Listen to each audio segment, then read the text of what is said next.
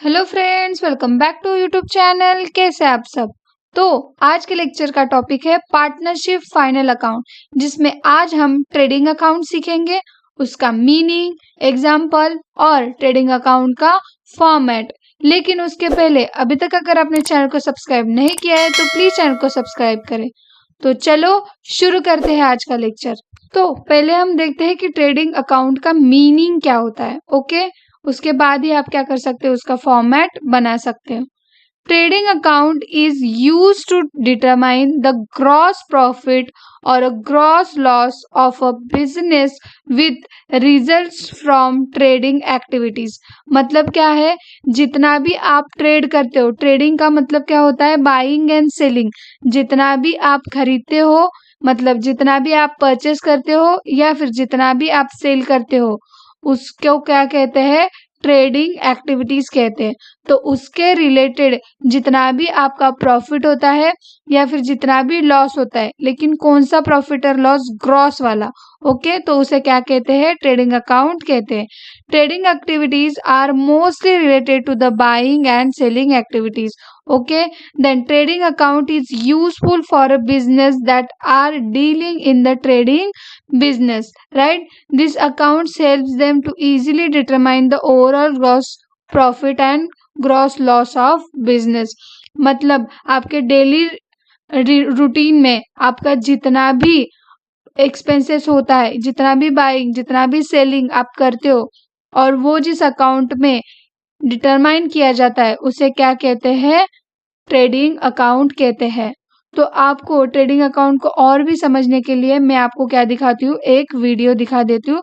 तो आपको जो भी फॉर्मेट है वो रटना नहीं पड़ेगा, आपको खुद ब खुद याद आ जाएगा। तो पहले देखते हैं हम वो वीडियो।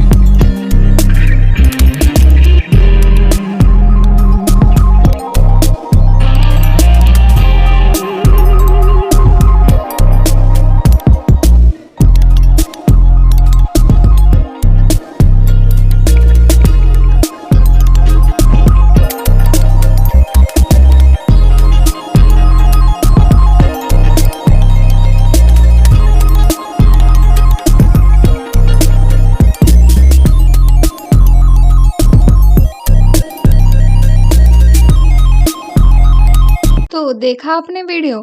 तो ये एक वीडियो था एक फैक्ट्री टूर का पूरा फैक्ट्री कैसे मैन्युफैक्चरिंग होता है, कैसे वहाँ पे वर्कर काम करते हैं, उसके रिलेटेड ये वीडियो था। तो आप अभी पूछोगे कि उसका और ट्रेडिंग अकाउंट का क्या रिलेशन है? तो यही है मेरे दोस्त, ट्रेडिंग अकाउंट हमेशा फैक्ट्री रिलेटेड एक्सपेंसेस और इनकम ही कैलकुलेट करता है और क्या करता है, मेंशन करता है।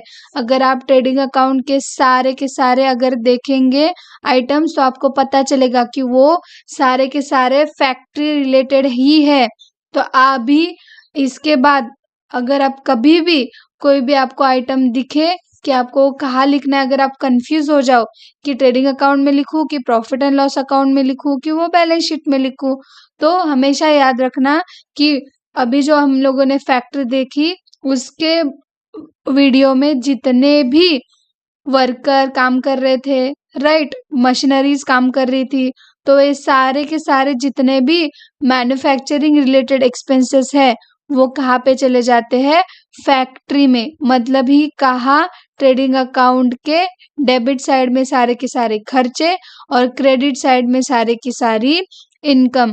तो यही है ट्रेडिंग अकाउंट। तो अभी हम क्या देखते हैं, उनका फॉर्मेट देख लेते हैं।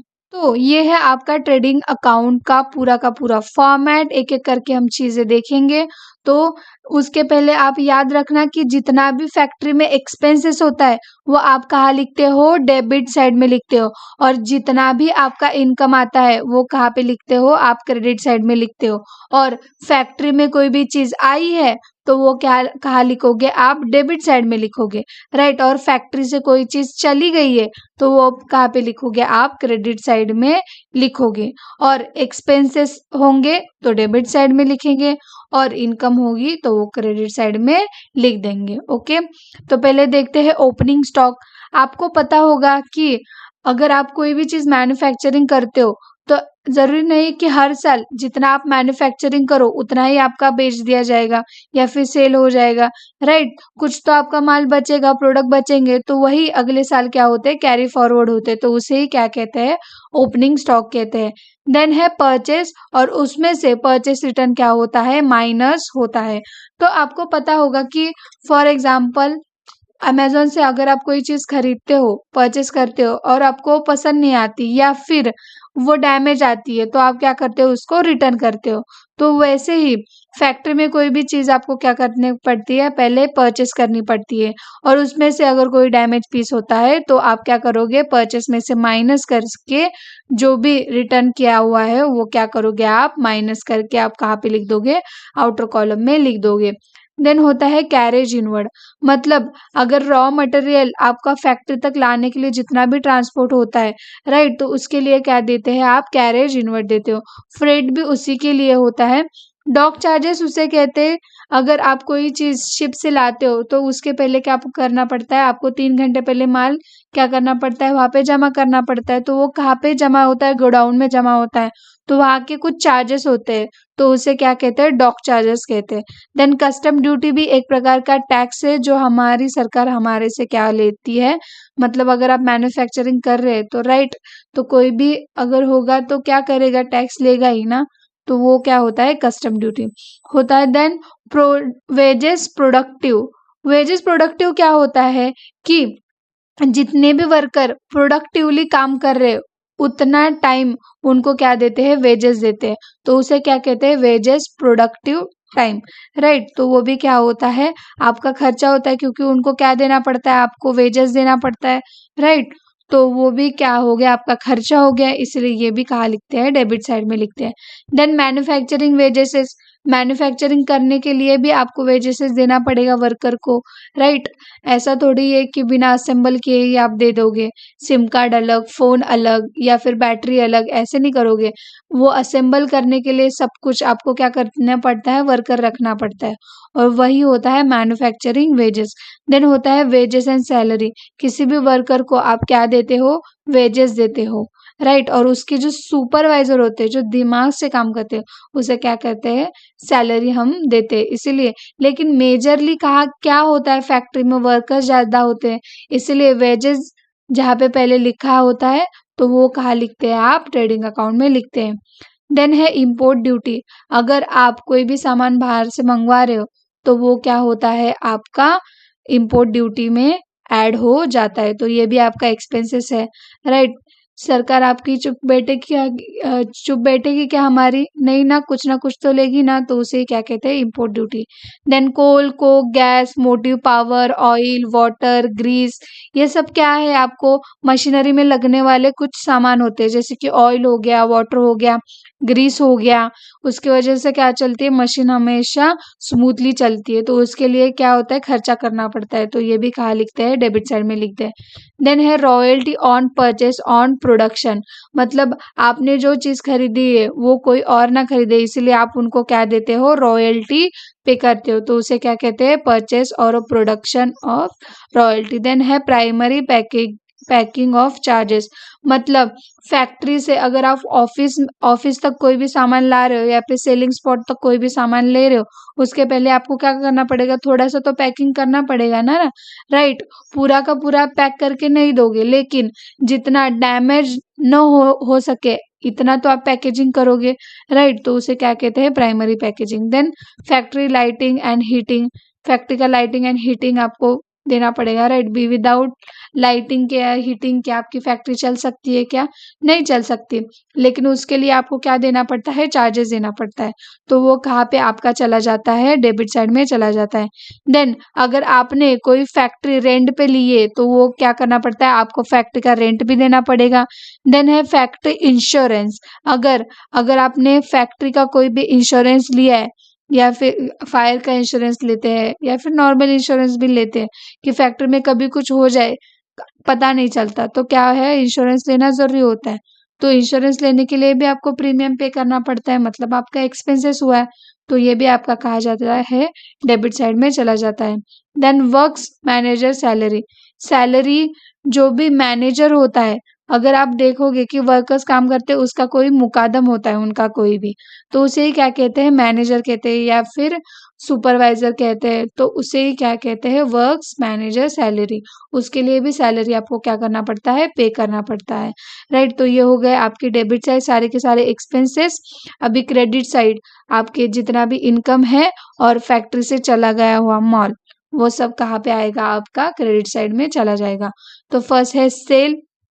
सेल में से आपको क्या करना पड़ेगा, सेल्स रिटर्न। जैसे आपको कोई चीज आप परचेस करते हो और आपको पसंद नहीं आती, तो आप क्या करते हो, उनको रिटर्न करते हो। वैसे ही आप किसी को सेल कर रहे हो और उनको कोई भी चीज पसंद नहीं आई, तो वो भी आपको क्या करेंगे, रिटर्न करेंगे। इसीलिए सेल में से क्या होता है, रिटर्न माइनस होता है। Then gods goods lost by fire. मतलब क्या हुआ है, आपका जो माल है वो क्या हो गया है, आग में क्या हुआ है, जल के राख हो गया है, मतलब आपका लॉस हो गया है।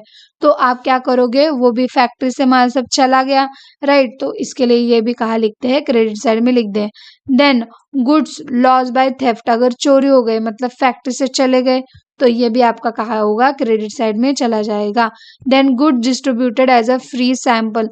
फ्री सैंपल के लिए आपने गुड्स को क्या किया है, डिस्ट्रीब्यूट किया है, तो ये भी आपका फैक्ट्री से चला गया, तो ये भी आपका कहा आएगा, क्रेडिट साइड में चला गया।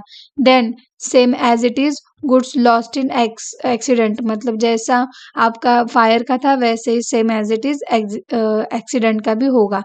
Then good withdrawn by partners. अगर पार्टनर्स ने गुड्स क्या है, फैक्ट्री में से लेके चले गए हैं, तो वो भी कहा जाएगा, आपका क्रेडिट साइड में चला जाएगा।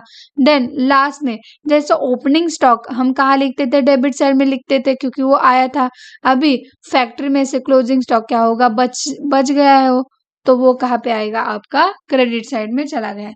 तो आपको पता चला कि इन शॉर्ट, अगर आपका जितना भी एक्सपेंसेस हुआ है और फैक्ट्री में कुछ माल आया है, तो वो आप कहाँ पे लिखोगे, ट्रेडिंग अकाउंट के डेबिट साइड में लिख दोगे। लेकिन अगर आपने कोई सेल किया है, मतलब आपका फैक्ट्री से माल चला गया है और आपको प्रॉफिट हुआ है, इनकम हुआ है, तो वो आप कहाँ पे लिखोगे, क्रेडिट साइड में लिख दोगे। लास्ट में आपको पता होगा कि सारा का सारा आप क्या करना पड़ता है, टैली करना पड़ता है, राइट। इसको तो पहले क्या करना पड़ेगा, आपको देखना पड़ेगा कि कौन सी साइड ज़्यादा बड़ी है, डेबिट साइड ज़्यादा बड़ी है या फिर क्रेडिट साइड ज़्यादा बड़ी है।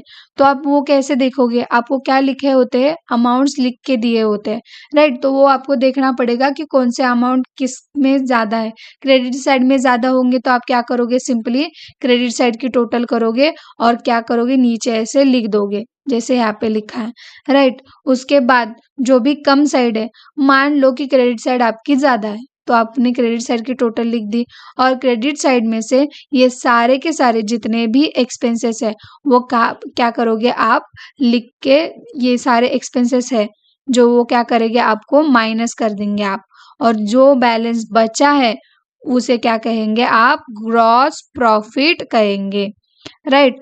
एज इट इज वैसे ही अगर आपकी डेबिट साइड ज्यादा बड़ी है तो आप क्या करोगे, डेबिट साइड की सारी टोटल यहाँ पे लिख दोगे यहाँ पे, और वैसे ही यहाँ पे, और राइट, और जितना भी क्रेडिट साइड का है वो आप क्या करोगे, माइनस करोगे, और जितना भी माल बचा है तो उसे क्या कहेंगे आप, ग्रॉस लॉस।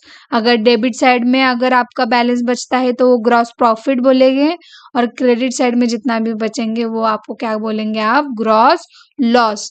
तो ये है आपका ट्रेडिंग अकाउंट का सारा फॉर्मेट, एक एक चीज़ मैंने एक्सप्लेन की है। आपको अगर कोई भी चीज़ समझ में नहीं आई है तो आप क्या करोगे, एक बार फिर से थोड़ा सा रिवाइंड करके जो भी आपको नहीं पता है वो आपको सर्च देखना है और उसका मीनिंग क्या करना है आपको जान लेना है। ओके, अभी मिलते हैं नेक्स्ट वीडियो में, तब तक के लिए स्टडी करते रहना, जीतते रहना, ओके, सीखते रहना। तब तक के लिए बाय बाय, जय हिंद।